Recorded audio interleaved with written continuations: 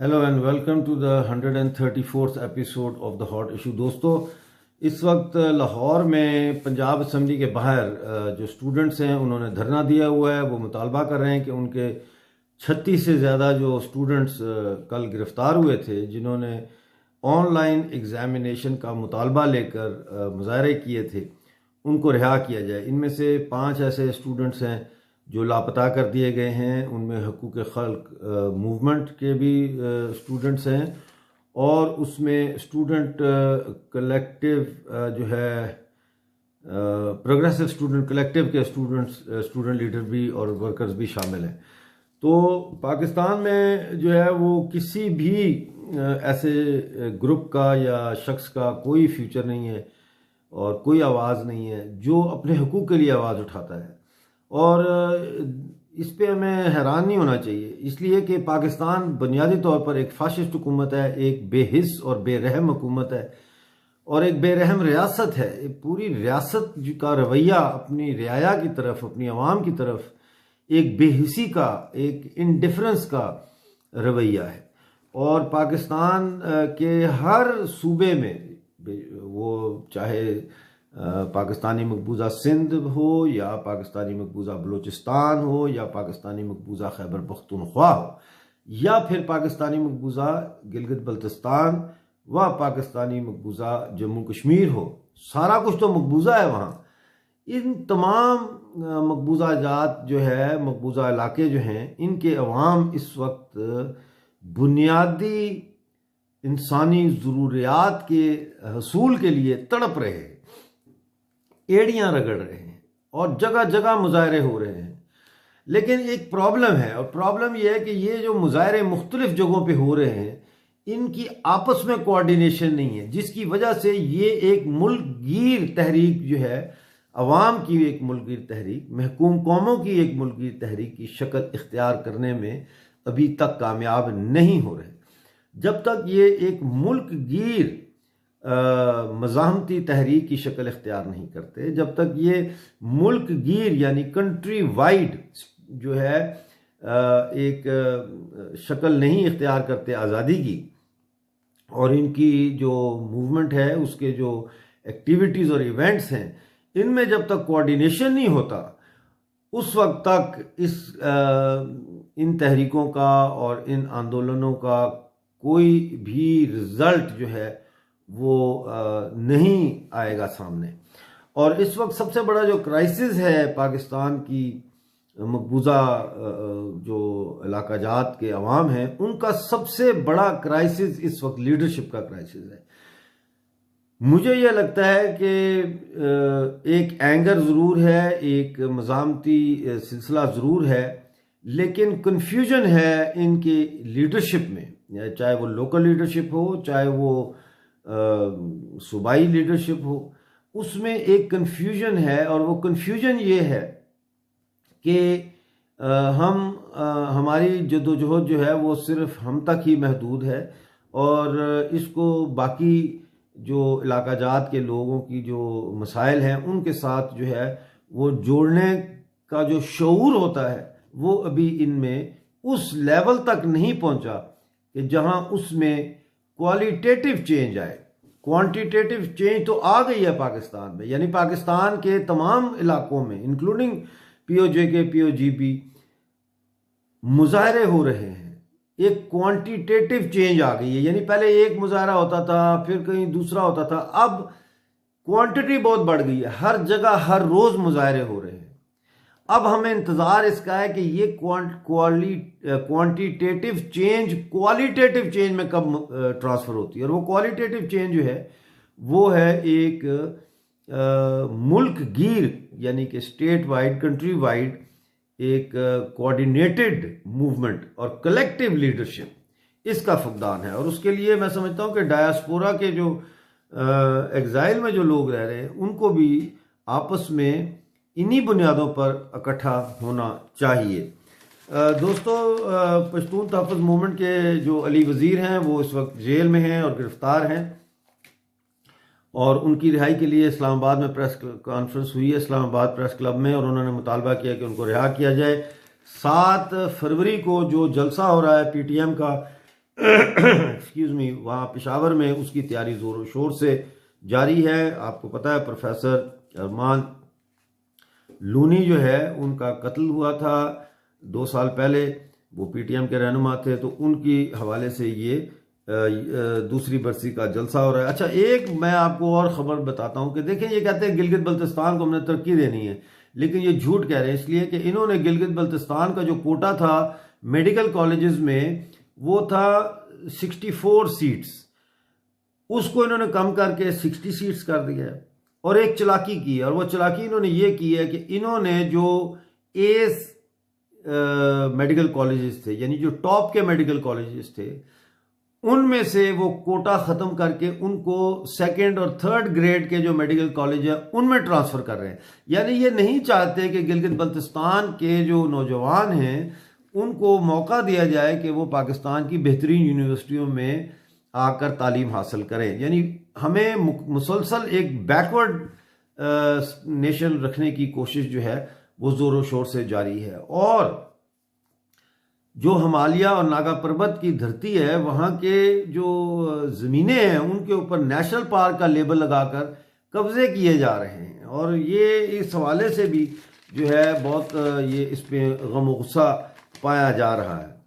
उधर मैं आपको ये बताऊं कि ईरान ने पिछले दिनों ईरान के जो बलूचिस्तान है उस, क्योंकि बलूचिस्तान ईरान में भी और पाकिस्तान ने भी कब्ज़ा किया हुआ है, ये अंग्रेज़ों ने तकसीम की थी, तो ये अनवर नारोई लीडर थे बलोच, इनके साथ और 11 लोग हैं जिनको ईरान ने फांसी दे दी है, बलोच लीडरों को।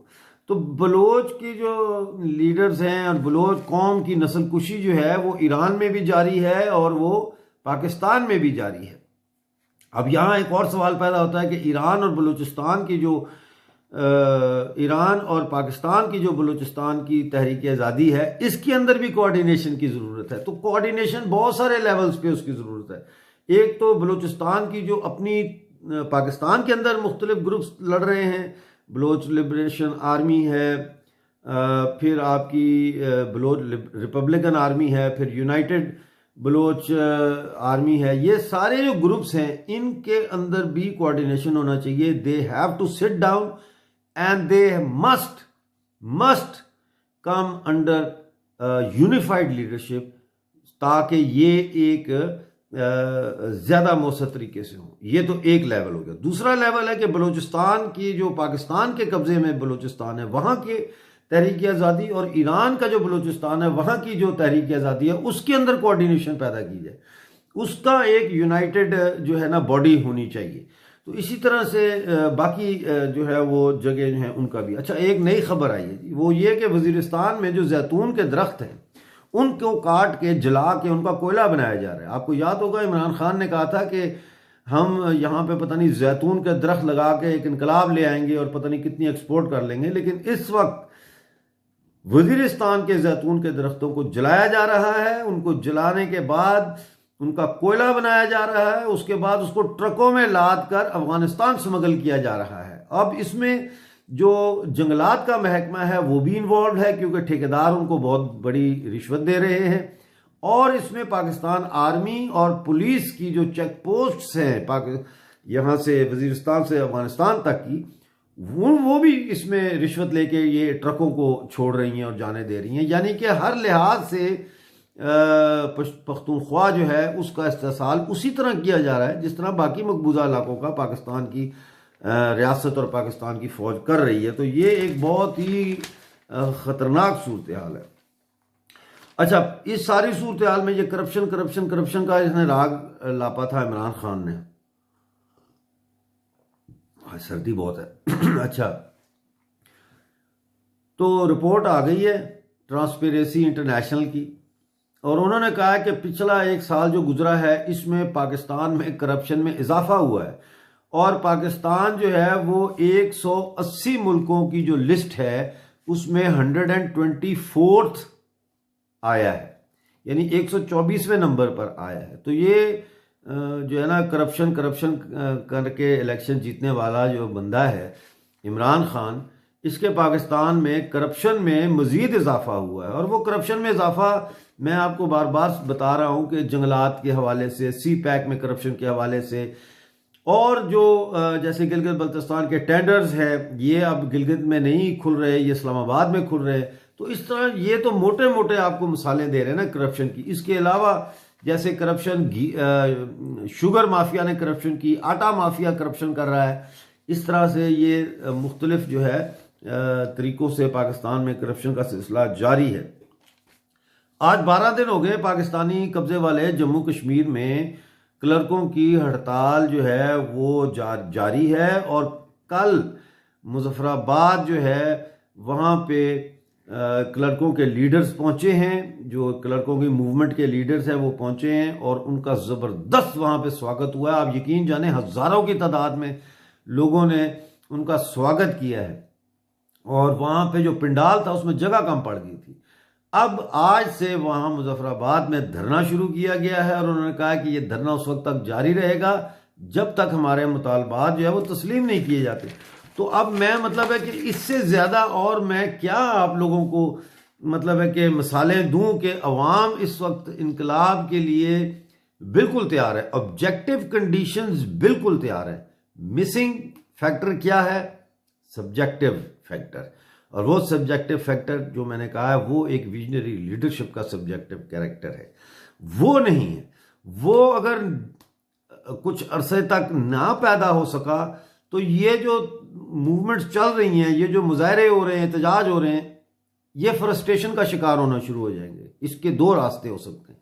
फ्रस्ट्रेशन के बाद एक तरफ तो ये डिमोरलाइज होके ख़त्म हो सकती हैं, तितर बितर हो सकती हैं, और दूसरी तरफ ये फ्रस्ट्रेशन का शिकार होके ही इंतहाई इक़दामात की तरफ भी जा सकते हैं, इंडिविजुअल टेररिज्म की तरफ जा सकते हैं, और ये फाशिज्म की तरफ जा सकते हैं, ये मजहबी दहशतगर्दी की तरफ जा सकते हैं, जो कि हम समझते हैं कि दोनों सूरतों में ये मौका तबाह हो जाएगा। क्योंकि डिमोरलाइज होकर घर बैठने से भी कुछ नहीं होगा और इंडिविजुअल टेररिज्म से भी कुछ नहीं होगा, बल्कि इस्लामी दहशतगर्दी और इंडिविजुअल टेररिज्म के एक्ट जो है वो किसी भी मूवमेंट की मौत है।